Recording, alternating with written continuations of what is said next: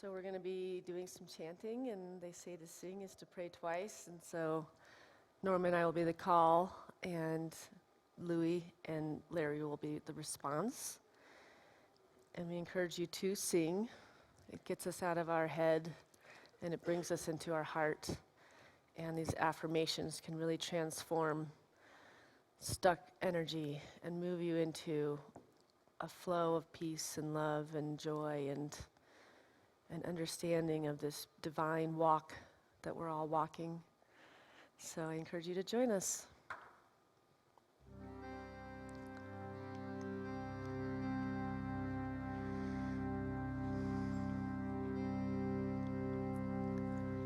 God is love.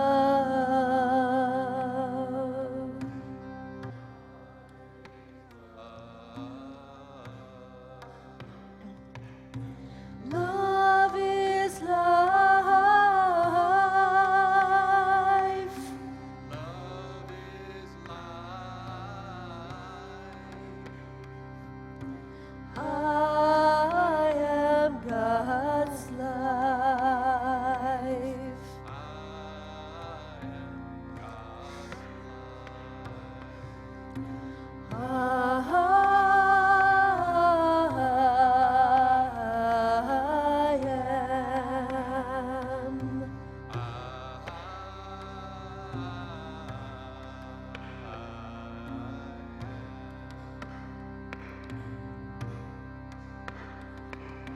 Be still and know God. Be still and know God. Be still and know God. Be still and know God. I'm sustained by your love.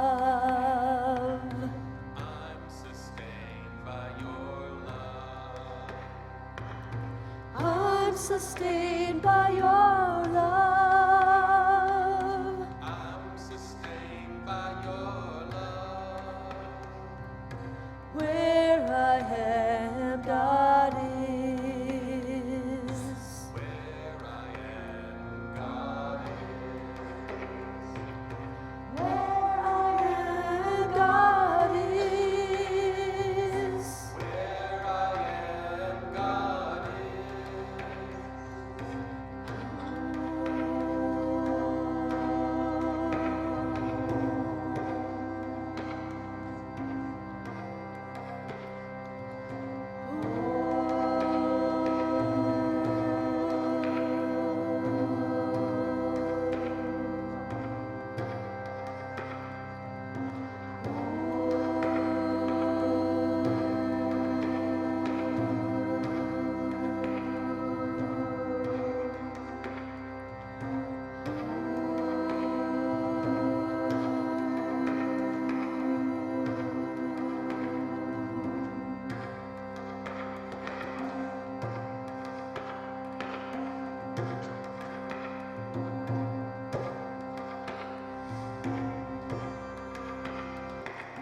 God is love.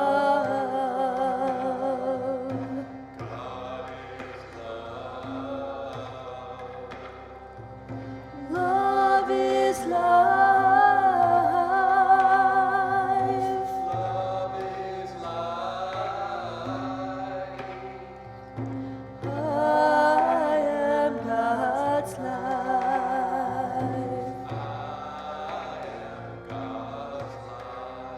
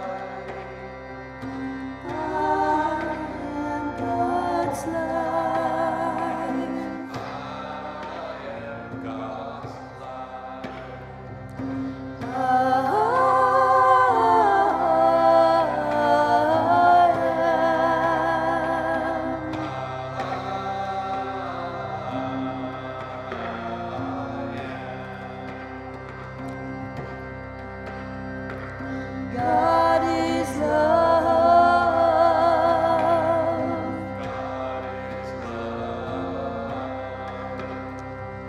Love is life.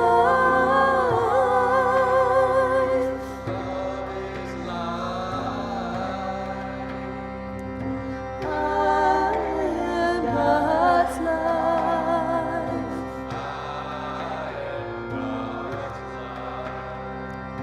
I am.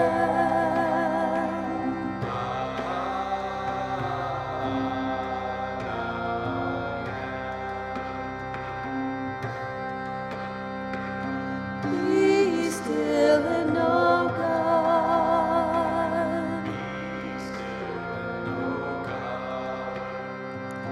Be still and know God. I'm sustained by your love.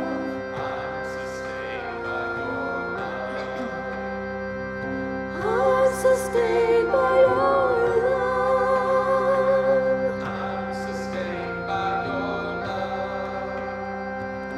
Where I am, God is.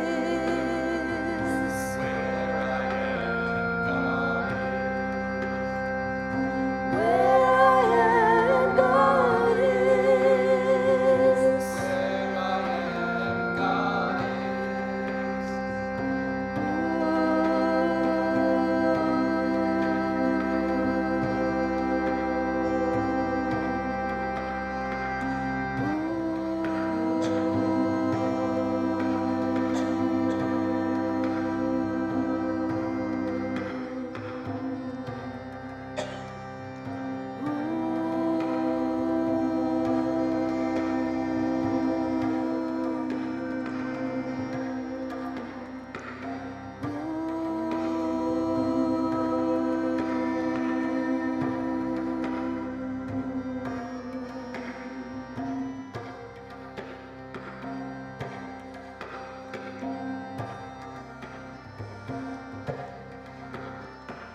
God is love.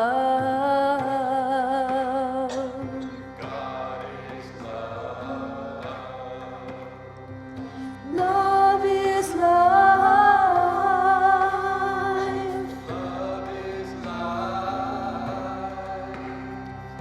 I am God's life. I am.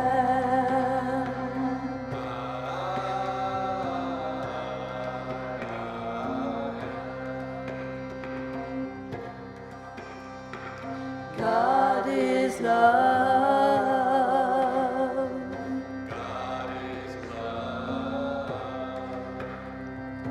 Love is life.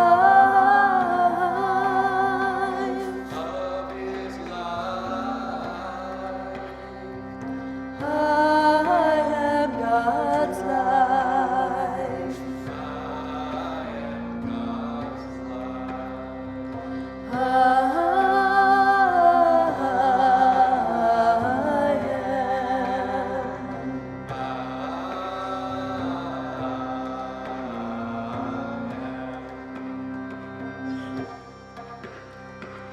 God is love.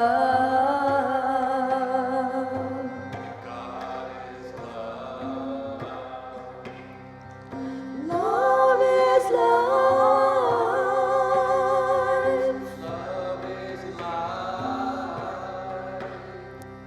I am God's life. I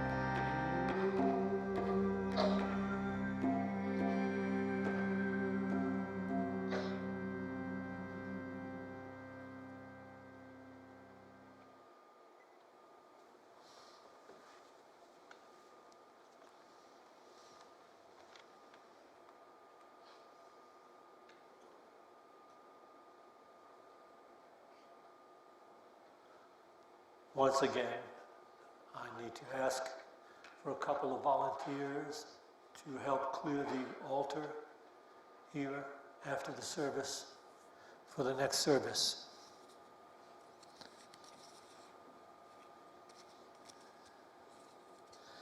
If you haven't arrived yet, if you're still on the path but haven't arrived yet,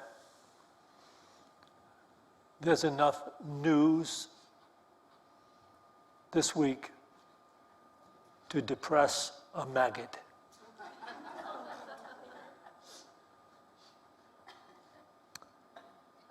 When you think about what is taking place worldwide, the fires in Australia, the plague of locusts in Africa, unlike any plague they've ever had of locusts before, and the wars and the rumors of wars, and the deceit and the wickedness that exists in the consciousness of people. All of this is spoken about in the Gospels, by the way. The Master of Life said, when you see this plagues and pestilence and wars and rumors of wars and deceit and wickedness in the machinations of people,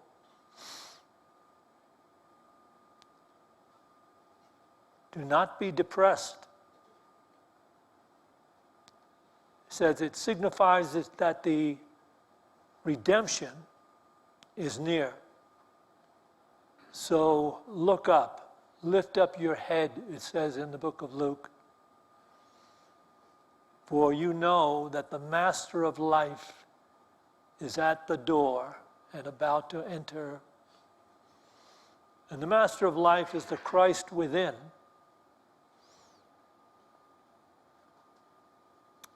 And that's when the darkest seems the worst.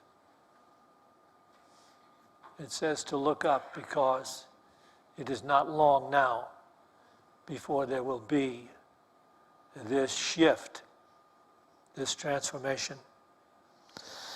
And I should have given that talk this week, but I'll give it next week if you want. I'll give the talk next week of the transformation of human awareness. This week I have to talk to you about how to personally involve yourself in living in these times.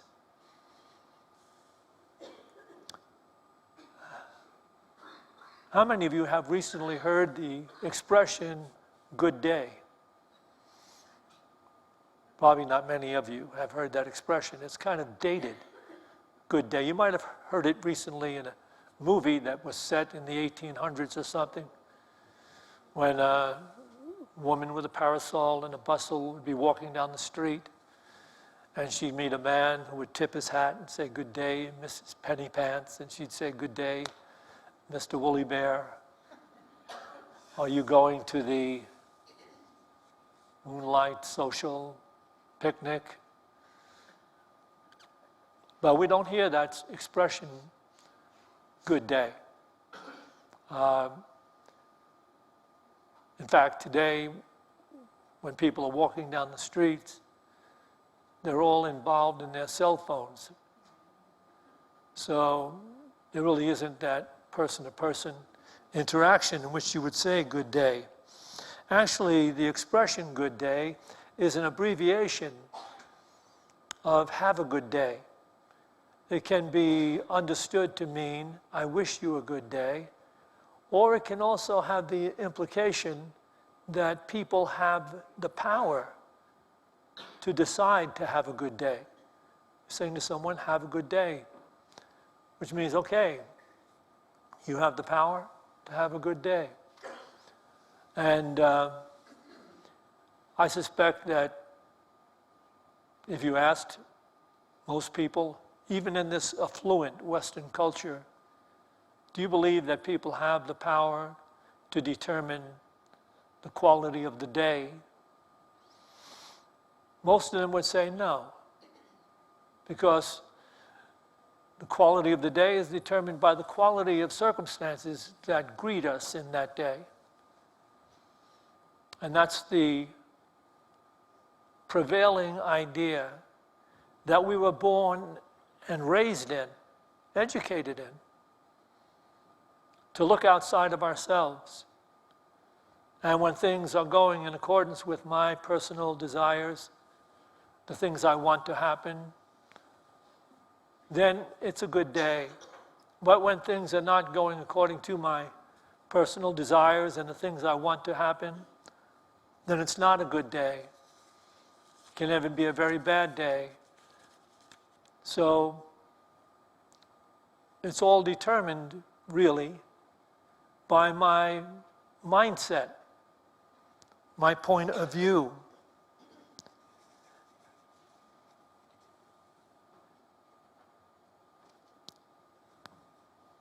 If you check in on yourself,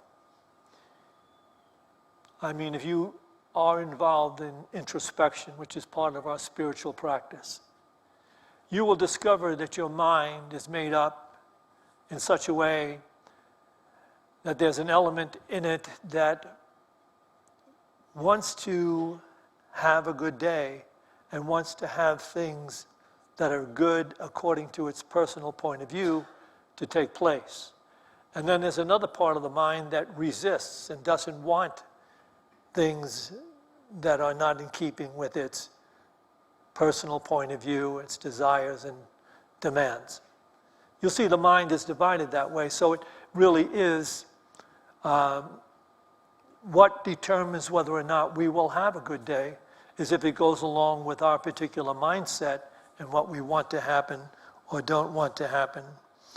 And I remember back in my theatrical days, I did a touring company with Star Bright Musicals.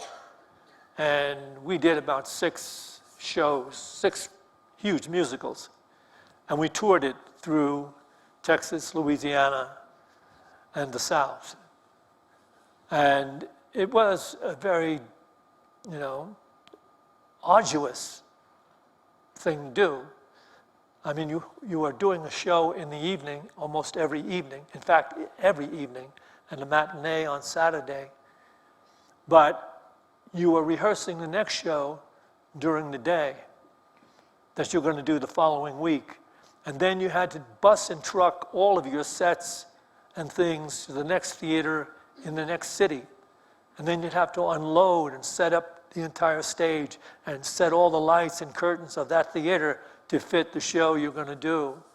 And I remember having this one gentleman who, he was probably in his early 20s, but he complained so openly about having to do the work of setting up and getting everything ready to do these shows. And he would say things like, well, I've got things I need to do. I've got to be with the musical director for 2.5 hours after this. I should be relaxing right now instead of doing this crazy thing. And you go on and on and on about that because he was really quite upset with the idea that he had to do the work of setting up and taking down and shipping out and all of that. He had 2 major leads, and he was paid a lot of money by comparison to what all of us were making there. He had 2 major leads in those shows. He was doing Billy Bigelow in Carousel, and he was doing the Prince in, can't think of the name of the show right now. It'll come to me, probably tomorrow.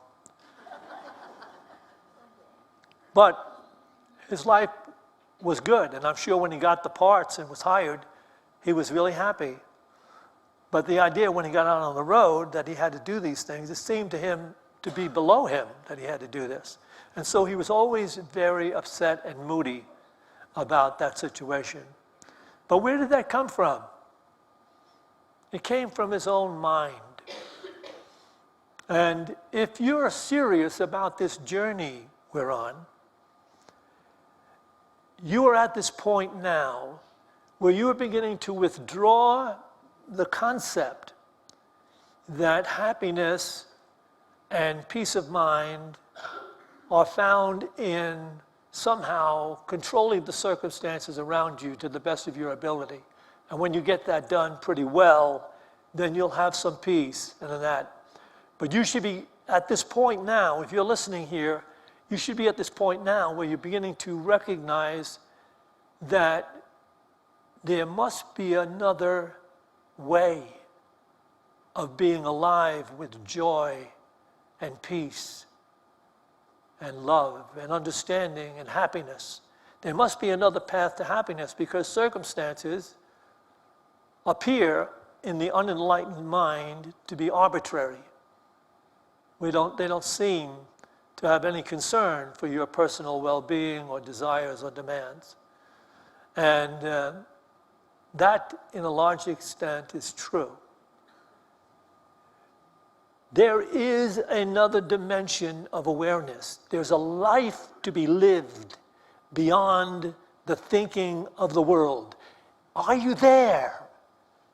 Are you meditating? Are you beginning to have glimpses of that and catching yourself when you feel negative emotions arising because the conditions and circumstances of life are seemingly running in opposition to what it is you would like to have happen? Trust me, I am not speaking to you from any books that I have read. I'm speaking to you from my life. I'm speaking to you about a place in consciousness that I live in most of the time. So it is incumbent upon you to find that place, or you will never know happiness. You will never know peace of mind. You'll never have true insight. So I've put this together. This is the first PowerPoint. Can we have this up here? A good day is one in which you are not mentally, emotionally at odds with the moment-to-moment circumstances of the day.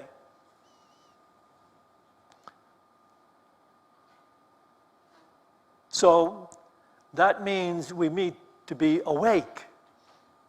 If we're awake, if we're not awake, we go on through these circumstances and we are thrown this way and lifted up this time, but thrown back down this way and lifted up this time, because we're not awake enough to catch the thoughts that lead to negative emotions. We allow these things to come in, and then we start to have a negative day, a limited day, a day in which we're at odds, not only with the conditions and circumstances, but we're sending negative energy around everything we encounter throughout the day.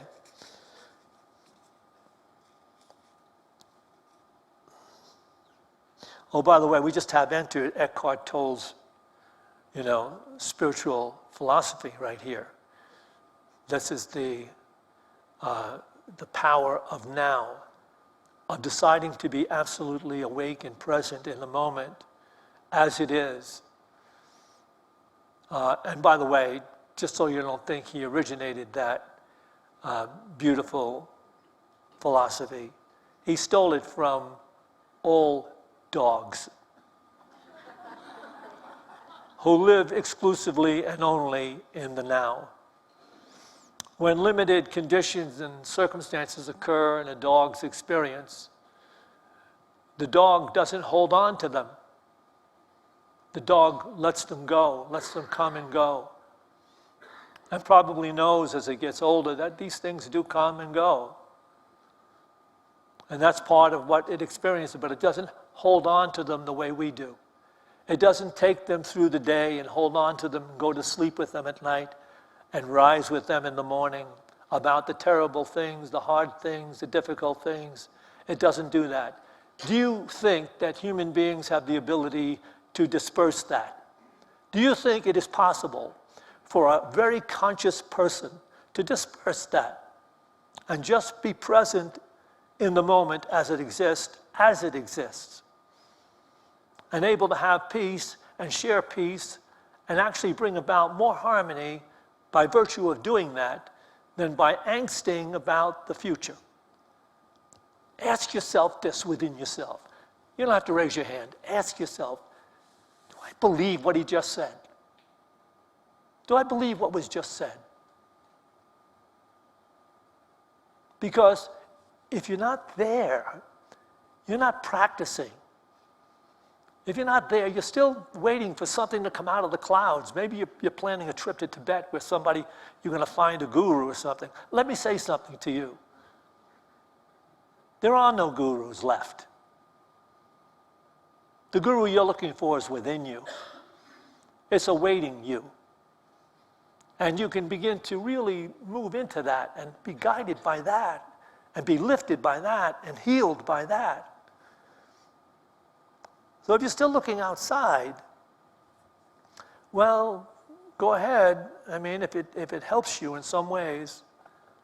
But at some point, all the reading of those books in our bookstore and all the pursuing and the seeking outside yourself will not bring you to that divine truth that'll make you free of the anxiety and the suffering that the world is all about.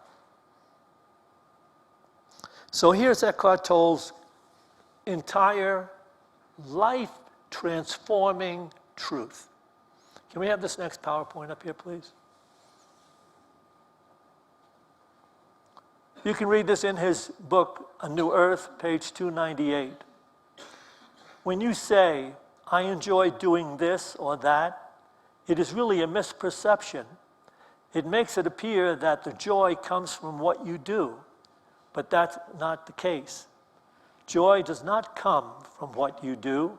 It flows into what you do, and thus into this world from deep within you. The misperception that joy comes from what you do is normal, and it is also dangerous, because it creates the belief that joy is something that can be derived from something else, such as an activity or thing. You then look to the world to bring you joy, happiness, but it cannot do that. This is why many people live in constant frustration. The world is not giving them what they think they need. Can we take this back again, please? Just relax. Just relax. You are here this morning by divine appointment.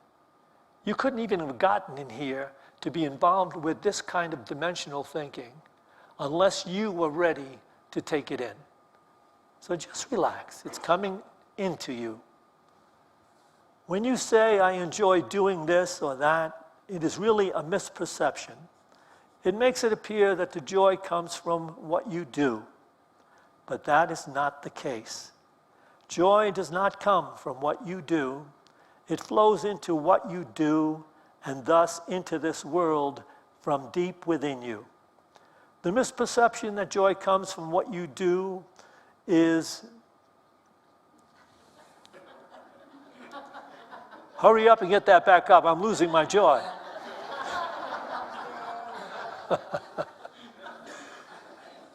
It's okay, I'll paraphrase it for you if we don't get it back up. It seems appropriate and pleasant, but it is also dangerous. Because if you still think that joy comes from what happens outside of you, you'll be looking to the world to make you happy. And that cannot continue in some even fashion. Because the conditions and circumstances of the world change and change and change. The only truth about the world is that it is always changing and everything in the world is always perishing. So it is incumbent upon anyone who would find true lasting peace, true insight, true happiness, true joy, to look within and do the spiritual work that releases the illusion of one's separation. There's myself and all that's happening to me. Whereas if you begin to do the practice, you will see that the flow of joy and peace that you garner by being in alignment with the divine flows out into everything that you're doing. So it is necessary for us to be involved in the practice of the presence of God. Anyone can cultivate joy. It's our mental resistance to the moments that create useless, unnecessary suffering. It doesn't mean that the conditions and circumstances in any day are all going to suit us. That's never going to happen.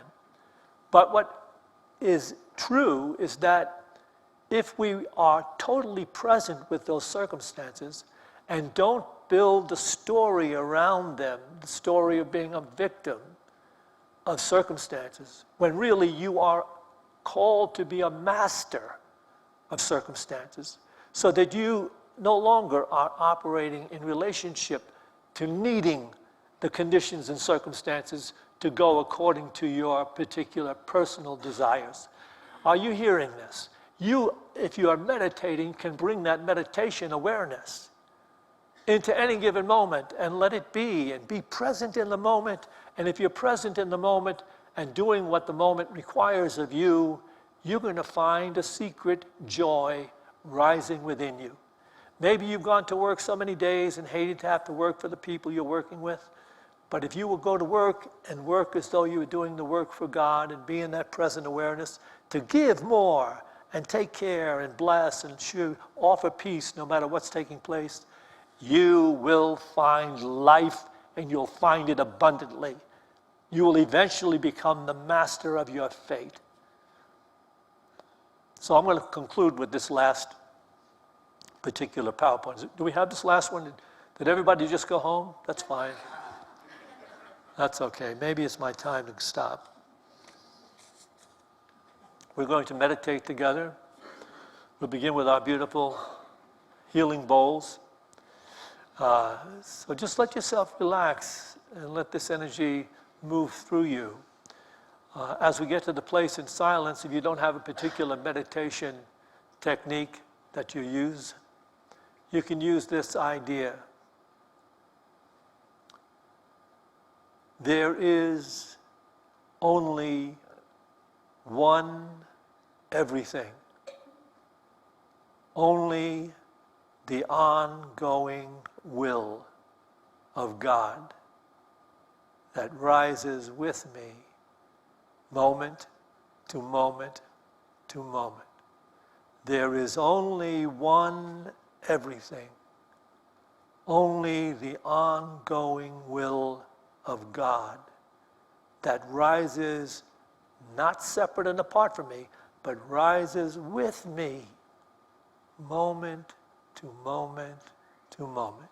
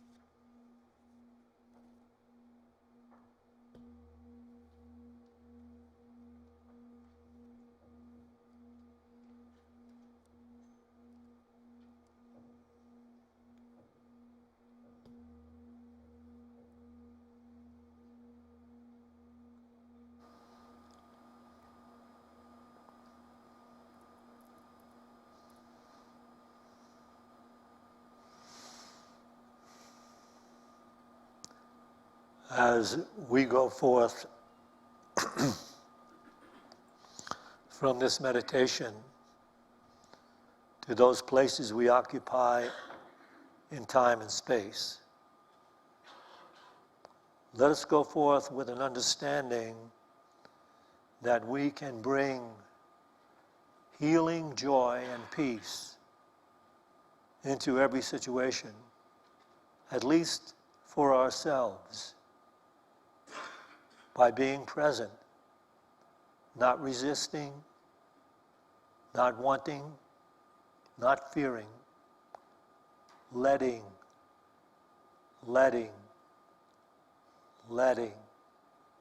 thy will be done, O God.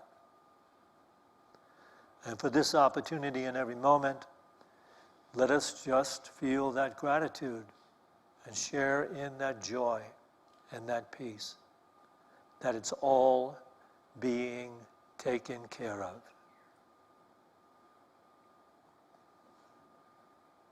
And to this we say, Amen. We will take an offering for unity now. As we're preparing to do that, I want to remind you that you have a handout. The exercise in this handout will be very valuable for you if you take the time to do it.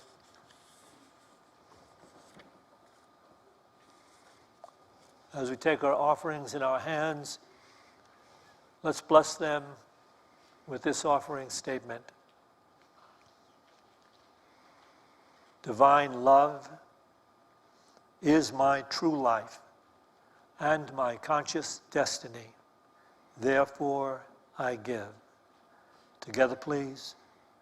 Divine love is my true life and my conscious destiny.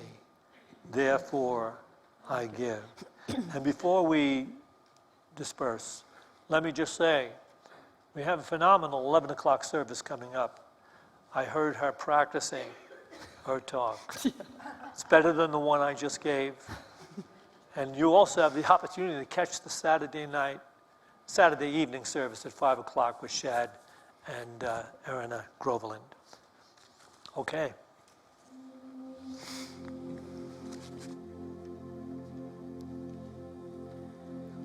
May the love